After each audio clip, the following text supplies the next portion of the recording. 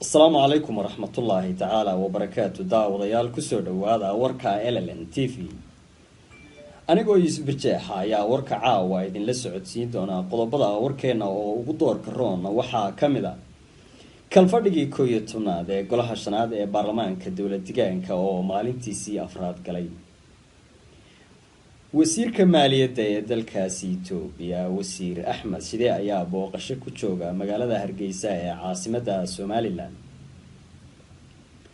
شركة دوسة مرهبة السعودية دولة فدرالكا يا صوماليا يا مامول goboleedyada ayaa lagu soo waramayaa isna in la soo gabagabeeyay.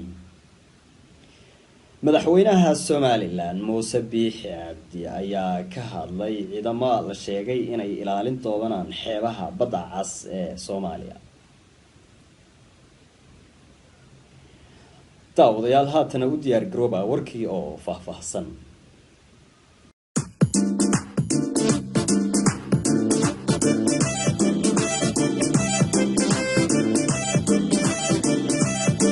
kala fadhigii 11aad ee golaha shanaad ee baarlamaanka dowlad deegaanka ayaa maalinimadiisii afraad galay.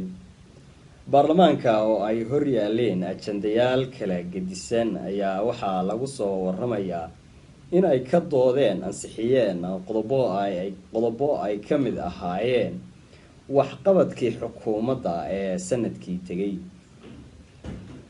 waxaa kale oo ka mid ahaa qodobada ay ka doodeen baarlamaanku garsoorka dowlad deegaanka oo isagana ay kula xisaabtameen waxqabadkiisii sanadlaha ahaa. waxaa kale oo goobta lagu ansixiyey 12 garsoore oo ka mid noqon doona garsoorayaasha dowlad deegaanka. dhanka kale madaxweynaha dowlad deegaanka Soomaalida Mustafa Maxamed Cumar ayaa baarlamaanka ka hor akhriyay waxqabadkiisii sanadlaha ahaa ee sanadkii tegay. qodobada ay ka doodeen ansixiyeen baarlamaanka dowlad deegaanku waxaa ka mid ah bayaanka iibka siyaasadda ee dowlad deegaanka, bayaanka dib u dhiska magaalooyinka, bayaanka hanti dhowrka guud ee dowlad deegaanka iyo waliba bayaanka maalgashiga ee dowlad deegaanka. qodobadaas iyo qodobo kale ayay ka doodeen baarlamaanku ansixiyeen. wafdi uu hogaaminayo wasiirka maaliyadda ee dalkaasi Itoobiya wasiir Axmed Shide ayaa la sheegay maalinimadii maanta inay ka degeen caasimadda Soomaaliland ee Hargeysa. wafdiga uu hogaaminayo wasiir Axmed Shide ayaa la sheegayaa inay la kulmi doonaan madaxweynaha Soomaaliland Muuse Biixi Cabdi.